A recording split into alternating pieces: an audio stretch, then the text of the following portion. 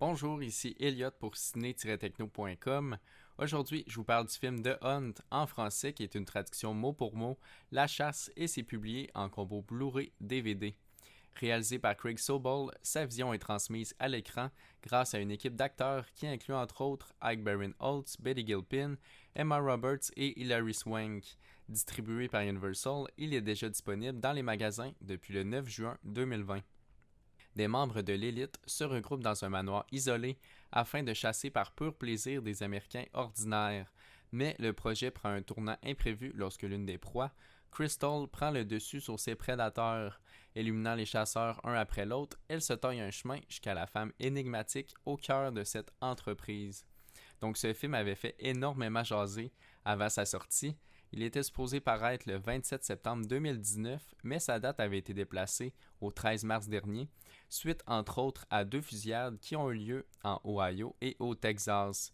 Pour en rajouter, comme le sait si bien le faire, Donald Trump avait hautement critiqué le film sans jamais l'avoir vu, qui en gros contient un concept qui montre des personnes s'entretuer pour des différents politiques. Heureusement pour eux, plus tard, l'équipe de marketing a été hyper brillante. Elle s'est même servie de la polémique afin de relancer leur campagne publicitaire qui affichait les mots Personne n'a encore vu le film dont on parle le plus cette année, décidé par vous-même. Donc c'était un bon coup, c'était aussi une bonne idée pour sauver le film et de créer un nouvel engouement. Finalement, après l'avoir visionné, j'ai tiré la conclusion que la controverse a été démesurée. Il n'y a rien de choquant dans le long métrage, là, à part, comme j'ai dit, les nombreuses explosions et les meurtres qui s'enchaînent, quelque chose qu'on voit assez souvent maintenant dans les productions d'Hollywood. Oui, on voit 2 différents clans politiques qui s'entretuent pour leurs idéologies politiques, mais encore là, je crois que c'est une représentation triste mais réaliste de notre société actuelle, et avec les événements américains qui se produisent présentement, ça prouve qu'on est encore loin d'être tous en accord avec l'un et l'autre. En plus, il n'y a aucune panique à avoir puisque le film ne prend jamais réellement la défense d'un bord, on n'est seulement que des spectateurs d'une parodie des États-Unis et de son accessibilité des armes à feu. C'est à la base un excellent concept qui, cependant, n'atteint jamais son plus grand potentiel. Ce qui m'a moins plu de ce concept-là, c'est que la politique semble toujours être utilisée en second plan. On dirait que c'est une excuse pour dire qu'il y a du contenu parce que sinon c'est juste des séquences qui sont gore. Et lorsque justement le ton politique est moins assumé, on retombe dans un thriller qui est bien normal. Au moins dans l'ensemble, le scénario est bien écrit, il est rempli de revirements de situation, il y a des bons dialogues qui sont assez tranchants. Si vous étiez cependant excité de voir Emma Roberts dans le film, elle fait seulement qu'un très court cameo, comme pas mal tout le monde le considérant que c'est un film de type chasse à l'homme.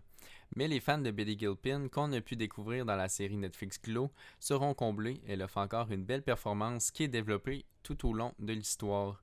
Il y a même un petit cochon qu'on voit apparaître à quelques reprises. Pour ceux comme moi qui se demandaient pourquoi l'affiche officielle du long métrage affichait cet animal en long et en large.